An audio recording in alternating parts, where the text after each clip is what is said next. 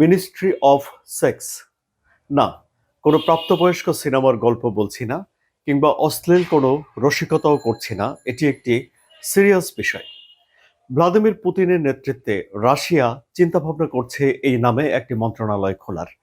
এরকম একটি প্রস্তাব সে দেশে বিবেচনাধীন আছে।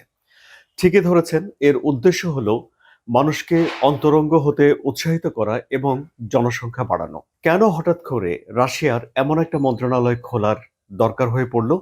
মন্ত্রণালয় ছাড়াও তো আরো অন্যান্য নানান উপায়ে এ বিষয়ে মানুষজনকে উৎসাহ দেওয়া যেতে পারত, তাই নয় কি? হ্যাঁ, সেসব বিষয়গুলো করা হয়েছে। এই যেমন কোনো কোনো জায়গায় সেখানে নারীদেরকে প্রণোদনা দেয়া হয় সন্তান জন্ম নেওয়ার জন্যে। কোনো কোনো জায়গাতে নারীদের প্রজনন স্বাস্থ্য পরীক্ষা করা এবং তিনি সন্তান সম্ভবা কিনা সেটা পরীক্ষা করার ফ্রি করে দেয়া হয়েছে। এমনকি ভ্লাদিমির পুতিন একবার আহ্বান জানিয়েছিলেন যেন অফিস সময়ে দম্পতিরা অন্তরঙ্গ হন এবং জনসংখ্যা বৃদ্ধিতে যেন সহযোগিতা করে থাকেন।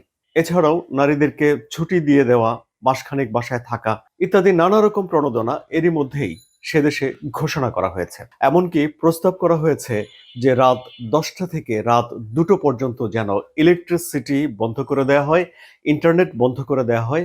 কারণ শিশুকে পৃথিবীতে আনার জন্যে এই সময়টি অত্যন্ত গুরুত্বপূর্ণ বিবেচনা করা হয় সে দেশে।